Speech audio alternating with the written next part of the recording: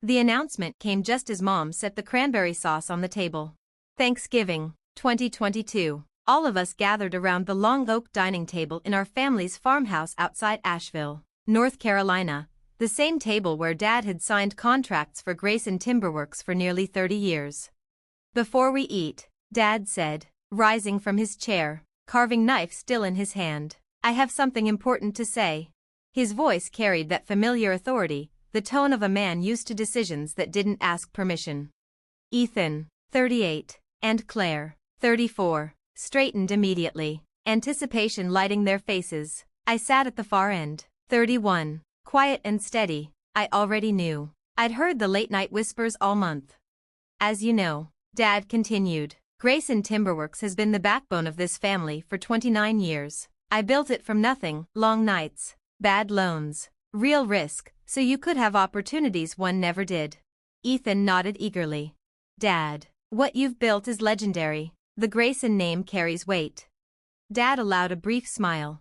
But I'm 70 now. Your mother and I want peace, travel, time with grandchildren, no more pressure. Claire leaned forward, hopeful. So, you're ready to hand it over to Ethan and me? The room shifted. No, Dad said calmly. We're selling the company. We accepted an offer too good to refuse. The silence that followed felt heavy. Even the grandfather clock seemed to hesitate. Sell? Ethan's voice cracked. Dad, this is our legacy. You've had 15 years, Dad replied. Ethan, you moved to Silicon Valley. Claire, you run a design studio. Neither of you wanted this business until you realized it came with a check. The truth landed hard. They'd expected inheritance, not responsibility. We could learn, Claire said weakly. Modernize it. Expand. Dad shook his head. You don't know a lumberyard from a showroom. You think management is fonts and hashtags. I'm not handing 30 years of sweat to people who treated this company like a safety net. Ethan's face flushed. We're your children. We deserve something. You deserve the same thing I got. Dad snapped. A chance, nothing more. Claire's eyes filled with tears. So you'll sell to strangers? To professionals, Dad said evenly. Summit Holdings will protect the employees and the management team. Ethan latched onto the words. How much? 40 million, Dad said, pride cutting through the tension. Fair value, earned value. Claire clapped her hands. That's incredible. It is, Dad said, and your mother and I plan to enjoy it. The message was unmistakable. I'd remained silent until then. Dad, I said, leaning forward, who exactly is Summit Holdings? He turned, startled, like he'd forgotten I was there. They're a private firm in Charlotte, he said cautiously. That's correct, I replied. They specialize in scaling regional businesses, construction, manufacturing, timber. And you trust them? Dad asked. I do, I said, because I built them. The air went razor still. What? Dad whispered. I own Summit Holdings, I said. I founded it 4 years ago. I made the $40 million offer. Ethan stared. Harper, you do spreadsheets. I run private equity, I corrected. Summit manages $340 million in assets. Claire shook her head. No, that's not possible. I pulled a folder from my bag and set it on the table. Signed agreements. My name is on every page. Dad's hands trembled. You bought my company? I protected it, I said softly, just like you taught me to. I looked toward the backyard, where he once taught me to sand wood and swing a hammer. Summit Holdings isn't a corporation, Dad. It's your quiet kid who learned business by watching you. The difference, I said evenly, is that I didn't forget where I came from. Ethan's phone was already out, his thumbs moving frantically, as if the internet could undo what he'd just heard. Mom whispered, almost to herself, Harper, you never cared about the timber business. That was the moment everything shifted. And what happened next left the entire table stunned. You went to college, got your finance degree, moved to Charlotte, and Mom began. I did, I said calmly. I studied finance to understand the business side of construction. I moved to Charlotte because it's one of the fastest growing development markets in the country. I wanted to learn how strong companies scale and how they survive generational transitions. I looked around the table. 8 years of assumptions stared back at me. They thought I'd traded sawdust for spreadsheets, that I'd chosen a safe desk job while Dad did the real work. The truth was simpler and bigger.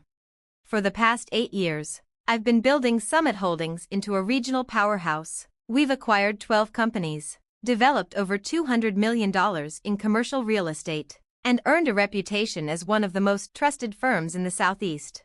The words hit hard. No one spoke. Then why didn't you tell us? Claire asked finally, her voice shaking. Because every time I tried, I said. You laughed. You called it pushing paper while Dad did the heavy lifting. Silence.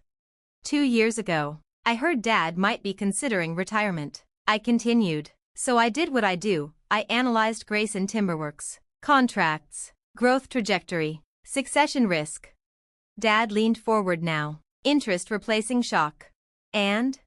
A strong company with loyal clients and a respected name, I said, but no succession plan, and 2 heirs who've never shown interest in running it.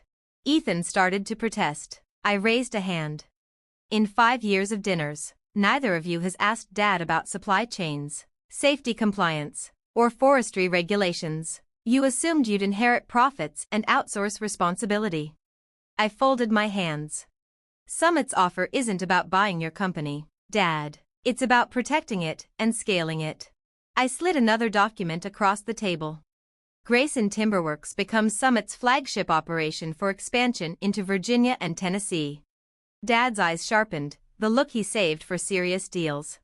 We've identified more than $150 million in development opportunities across Virginia, Tennessee, and Georgia, I said. Grayson is the cornerstone.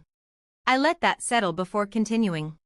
This acquisition creates growth for your people. Project managers become regional directors. Site supervisors oversee multi-state operations. Your team grows with the company. Dad nodded slowly. And the name stays, I added. Summit operates as a parent. Grayson Timberworks remains Grayson Timberworks, just stronger, better funded, and future-proof. Across the table, Ethan froze, staring at his phone. Harper, this says Summit has managed over $800 million in projects. That's correct. Claire's voice barely worked. And you own it? I founded it, I said. I hold 78% equity. Her eyes widened as the numbers clicked. So your net worth is around $240 million? Not including this deal, I replied. The silence that followed was heavier than anything I'd ever known. $240 million, Mom whispered, like saying it louder might make it unreal. That's the current valuation, I said evenly. It fluctuates, but that's the range. Dad leaned back, studying me with an expression I'd never seen before. The indulgent smile he once reserved for his quiet daughter was gone. In its place was the look he used for serious negotiations, measured, focused, almost reverent. Harper, he said at last, if you own Summit Holdings, why pay full market value? Why not tell me and work out a family arrangement? I inhaled slowly. This was the moment that mattered. Because I want to earn Grayson Timberworks, not inherit it, I said. I want you to choose Summit because we're the right partner, not because I'm your daughter. And because paying full value guarantees you and Mom complete security. You've earned the right to enjoy every dollar of what you built. I met each of their eyes in turn. This isn't the end of your legacy, I said softly. It's the next chapter. Ethan was still scrolling, his shock shifting into something like awe. Dad, he said, Summit Holdings was recognized by the Southeast Construction Alliance. They built that mixed-use complex in Charlotte, the one that won the Green Building Award. Claire swallowed. And the hospital expansion in Raleigh, that was featured in Architectural Digest. That was you? I nodded once. That was us. Dad leaned forward now, locked in. How long have you been planning this? Since I was 16, I said. The summer you let me help with payroll. That's when I realized construction wasn't just timber and tools, it was finance, strategy, and trust. I wanted to understand all of it. Claire's voice was barely above a whisper. Why didn't you ever tell us? Because I needed to prove myself on my own terms, I replied. If I'd told you 8 years ago I was starting an investment firm, you wouldn't have seen me, you would have seen risk. Dad exhaled slowly. I would have tried to protect you. Exactly, I said. And then every success would have looked like favoritism instead of earned achievement. Ethan finally put his phone down. So where does that leave us? You're buying Dad's company. You're worth hundreds of millions. Are we just out? It was a fair question. One I'd thought about for months. I met his gaze. What do you want, Ethan? He hesitated. I don't know. I turned to Claire. She sighed. I always assumed I'd inherit a third of whatever Dad built. I never realized the real gift was the chance to build something myself, and I didn't take it. Dad's voice was firm. Harper did. You didn't, I nodded. But it's not too late. Summit is always looking for people who are willing to learn. If you're serious, there could be a place for you. Ethan's eyes lit up. You mean, working for you? Working with me, I corrected. Starting at the bottom. Project coordination. Client relations. Safety compliance. The real work. If you want in, you earn it. The room was quiet as the weight of that offer settled in. They'd expected to inherit a kingdom. Instead, they were being offered the tools to build one. The difference, I said, is that Summit can give you opportunities Grayson Timberworks never could: larger projects, broader markets, leadership based on merit, not blood. Dad nodded once, slow and approving. That's exactly right. The months that followed transformed a tense Thanksgiving into something none of us expected: a partnership. The acquisition closed smoothly. Dad was impressed not just by Summit's capital, but by the respect we showed his people and his legacy. Ethan surprised me most. He took an entry-level role as a project coordinator, humbled and eager.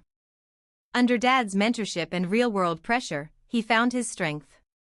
For the first time, he was building something tangible and proud of it. Claire chose her own path, expanding her design firm into commercial branding and interiors. She became one of Summit's most trusted creative partners. Not an inheritance, but an achievement. And Dad? Retirement didn't mean stepping away. He became a consultant, mentoring young leaders and guiding high-stakes relationships, his wisdom shaping the future instead of clinging to the past. 6 months later, I stood at the podium at our first Grayson Timberworks employee gala, held at the same country club where Dad had celebrated contracts for decades. But this time, it wasn't about preserving the past. It was about building what comes next. Looking out at our employees, now partners, at Ethan and Claire, no longer heirs but contributors, and at Dad, pride shining in his eyes, I understood something clearly. The strongest legacies don't stay frozen. They evolve. That Thanksgiving announcement that felt like an ending? It was only the beginning. If you believe in earning your place instead of expecting it, stay tuned. And remember this: don't let anyone define your worth. Build your skills. Earn your seat. Your future is yours to build.